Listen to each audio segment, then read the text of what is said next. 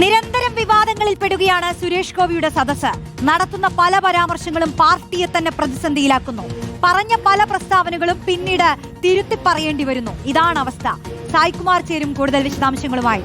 സായ്കുമാർ, നമുക്കറിയാം ഈ കലുങ്ക് സംവാദം ഇങ്ങനെ നടന്ന് ഓരോ ഇടങ്ങളിലെത്തുമ്പോഴും ഓരോ വിവാദങ്ങൾ ഇങ്ങനെ പൊട്ടിപ്പുറപ്പെടുകയാണ്. തുടക്കം മുതൽ തന്നെ വിവാദമാണ്. ഒരു പാവപ്പെട്ട മനുഷ്യൻ വീട് വെക്കുന്നതുമായി ബന്ധപ്പെട്ടൊരു നിവേദനം കൊടുത്തപ്പോൾ അത് നിരസിച്ചുകൊണ്ട് അദ്ദേഹത്തെ പരിഹസിക്കുന്നു.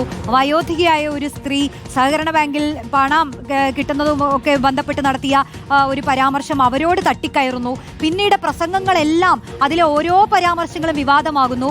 ഇപ്പോൾ ഏറ്റവും ഒടുവിൽ ഇതാ ഈ ഭൂട്ടാൻ വാഹനക്കടത്തുമായി ബന്ധപ്പെട്ട് നടന്മാർക്കെതിരെ നടക്കുന്ന റെയ്ഡ് പോലും, അത് കേന്ദ്ര ഏജൻസികൾ നടത്തുന്ന റെയ്ഡാണ്, അതിനെക്കുറിച്ച് പോലും ധാരണ ഇല്ലാത്തതാണോ അതോ തെറ്റിദ്ധരിപ്പിക്കുന്നതാണോ എന്നൊന്നും നമുക്ക് അറിയാൻ കഴിയില്ല. പക്ഷേ നടത്തിയ പുതിയ പരാമർശവും വിവാദത്തിലായിരിക്കുന്നു.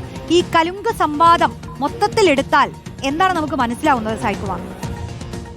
തീർച്ചയായും റോഷ്നി, കേരളത്തിൽ അധികം കണ്ടു പരിചയിച്ചിട്ടില്ലാത്ത ഒരു പരിപാടി എന്ന രീതിയിലാണ് കലുങ്ക് സദസ്സ് സുരേഷ് ഗോപി അവതരിപ്പിക്കുന്നത്. അതായത് ദേശീയ തലത്തിൽ പ്രധാനമന്ത്രി പരീക്ഷിച്ച് വിജയിച്ച ചായ് പേ ചർച്ചയോട് സാമ്യമുള്ള ഒരു പരിപാടി എന്ന രീതിയിലാണ് അദ്ദേഹം അത് കൊണ്ടുവരുന്നത്. അതൊരു PR ഏജൻസിയുടെ നിർദ്ദേശപ്രകാരമാണ് എന്നൊക്കെയുള്ള പരാമർശങ്ങളും വിവാദങ്ങളും ഒക്കെ ഉണ്ടായിരുന്നു. എന്തായാലും പ്രാദേശിക BJP നേതൃത്വത്തിനാണ് ഇതിൻ്റെ സംഘാടന ചുമതലയും അതിലേക്ക് ആളുകളെ എത്തിക്കുന്നതിനുള്ള ചുമതലയും ഉണ്ടായിരുന്നത്. തൃശ്ശൂരിലാണ് അത് തുടങ്ങിയത്. അപ്പോൾ തുടക്കഘട്ടത്തിലൊക്കെ വലിയ രീതിയിൽ ആളുകളെ എത്തിക്കാൻ അവിടെയുള്ള സംഘാടകർ ശ്രദ്ധിക്കുകയും പ്രാദേശിക നേതൃത്വം അതിന് തയ്യാറെടുപ്പുകൾ നേരത്തെ തന്നെ നടത്തുകയും ചെയ്തു. പക്ഷേ ആദ്യ കലുങ്ക് സദസ്സ് മുതൽ തന്നെ പലതരത്തിലുള്ള വിവാദങ്ങളിൽപ്പെട്ട് എന്താണോ സുരേഷ് ഗോപി ഉദ്ദേശിച്ചത് അതിന് നേർ വിപരീതമായ രീതിയിലേക്ക് കാര്യങ്ങൾ പോകുന്ന കാഴ്ചയാണ് നമ്മൾ കണ്ടത്. അതായത് കേരളത്തിൽ നമ്മൾ കണ്ടു പരിചയിച്ച ഒരു രാഷ്ട്രീയ നേതാവിൽ നിന്നുണ്ടാകാത്ത തരത്തിലുള്ള പെരുമാറ്റങ്ങളും മറുപടികളും ഒക്കെയാണ് സുരേഷ് ഗോപിയുടെ ഭാഗത്ത് നിന്ന് അവിടെ ഉണ്ടായത്. നേരത്തെ റോഷ്നി സൂചിപ്പിച്ചതുപോലെ അതിൽ നിവേദനം, തനിക്ക് വീടില്ല, അതിൻ്റെ അപേക്ഷ പരിഗണിക്കുമോ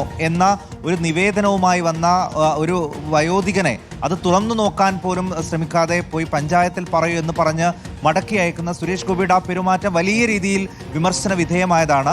അത് അന്ന് വലിയ അവസരമാക്കി CPIM കാണുകയും അദ്ദേഹത്തിന് വീട് വെച്ച് കൊടുക്കുകയും ചെയ്തു. അതായത് സുരേഷ് ഗോപി എന്താണോ ഉദ്ദേശിച്ചത് അതിൻ്റെ നേട്ടം CPIM കൊണ്ടുപോകുന്ന രീതിയിലേക്ക് ആ കലുങ്ക് സദസ്സ് മാറി. പിന്നീട് അന്ന് സംഭവിച്ച തെറ്റായിപ്പോയി, താൻ എന്താണ് അതല്ല ഉദ്ദേശിച്ചതെന്ന രീതിയിലൊക്കെ സുരേഷ് ഗോപിക്ക് തിരുത്തി പറയേണ്ടി വന്നു. പിന്നീട് നടന്ന കലുങ്ക് സദസ്സുകളിലും സമാനമായ രീതിയിൽ തന്നെയുള്ള വിവാദങ്ങളുണ്ടായി. കരുവന്നൂർ ബാങ്കിലെ നിക്ഷേപം എടുക്കാൻ സഹായിക്കാമോ എന്ന് ഒരു വീട്ടമ്മ ചോദിച്ചപ്പോൾ തൻ്റെ നെഞ്ചത്ത് കയറാനോ വരുന്നത് എന്നടക്കമുള്ള പരാമർശങ്ങൾ അത് വലിയ വിവാദമാക്കി. അതിനെ മാധ്യമങ്ങളാണ് ഇതെല്ലാം വളച്ചൊടിക്കുന്നത് എന്ന തരത്തിലുള്ള പ്രതികരണങ്ങളാണ് അദ്ദേഹം നടത്തുന്നത്. അതോടൊപ്പം തന്നെ അവിടെ പങ്കെടുക്കാൻ വരുന്നവരെ പ്രജകൾ എന്ന് വിളിച്ച് അഭിസംബോധന ചെയ്തു. അദ്ദേഹം അത് പലതവണ ആവർത്തിക്കുകയും ചെയ്തു. കഴിഞ്ഞ ദിവസം അദ്ദേഹം ആ രീതിയിൽ തന്നെയാണ് സംസാരിക്കുകയും ഒക്കെ ചെയ്തത്. കഴിഞ്ഞ ദിവസം അദ്ദേഹം പറഞ്ഞതും വിവാദമായിട്ടുണ്ട്.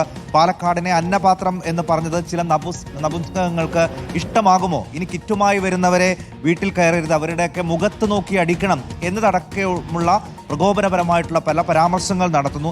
എയിംസുമായി ബന്ധപ്പെട്ട് പലയിടങ്ങളിലും പോയി പല സ്ഥലങ്ങളുടെ പേര് പറയുന്നു. ഇതൊക്കെ വിമർശന വിധേയമായതാണ്. അതിലേറ്റവും ഒടുവിലത്തേതാണ് ഇപ്പോൾ ഇന്ന് പറഞ്ഞിട്ടുള്ള ഈ ഭൂട്ടാൻ ലോട്ടറി കടത്തുമായി ബന്ധപ്പെട്ട്. അതായത് ശബരിമല സ്വർണ്ണക്കടത്ത് വിഷയം വലിയ വിവാദമാക്കുമ്പോൾ അതിൻ്റെ ആ വാർത്തയിൽ നിന്ന് ശ്രദ്ധ തിരിക്കാൻ വേണ്ടിയാണ് സംസ്ഥാന സർക്കാർ ED കൊണ്ടുവരുന്നതെന്ന് അദ്ദേഹം പറയുന്നു.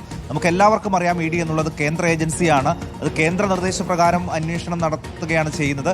സംസ്ഥാനത്ത് അതിൻ്റെ കാര്യത്തിൽ ഒരു റോളും ഇല്ല എന്നുള്ളത്. പിന്നീടും അദ്ദേഹം അതിൽ വിശദീകരണം നൽകുന്നത് താൻ ഉദ്ദേശിച്ചത് മാധ്യമങ്ങളെയാണ് എന്ന രീതിയിൽ അതിനെ വിശദീകരിക്കുകയാണ്. അപ്പോൾ ഒരു കാര്യം പറയുകയും പിന്നീട് അതിനു വേണ്ടി വീണ്ടും വിശദീകരണവുമായി രംഗത്ത് വരികയും ഒക്കെ ചെയ്യേണ്ടി വരുന്ന തരത്തിൽ ഒരു വിവാദ കലുഷിതമാവുകയാണ് അദ്ദേഹത്തിൻ്റെ കലുങ്ക് സദസ്സ്. അതിനുള്ള അതൃപ്തി പാർട്ടി പ്രാദേശിക നേതൃത്വത്തിനടക്കം ഉണ്ട് എന്നാണ് നമ്മൾ മനസ്സിലാക്കുന്നത്. പക്ഷേ ദേശീയ നേതൃത്വമായിട്ടൊക്കെ നല്ല അടുപ്പവും ബന്ധവും ഒക്കെയുള്ള സുരേഷ് ഗോപിയെ ആ രീതിയിൽ തിരുത്തിക്കാൻ സംസ്ഥാന നേതൃത്വത്തിനോ ഇവിടെയുള്ള പ്രാദേശിക നേതൃത്വത്തിനോ കഴിയുന്നില്ല. ഇത് ഉദ്ദേശിച്ച ഫലത്തേക്കാൾ വിപരീത ഫലം ഉണ്ടാക്കും എന്ന തരത്തിലുള്ള വിലയിരുത്തലുകൾ പോലും പ്രാദേശിക നേതൃത്വത്തിനുണ്ട്. പക്ഷെ അദ്ദേഹം കലുങ്ക് സദസ്സുമായി മുന്നോട്ട് പോവുക തന്നെയാണ്.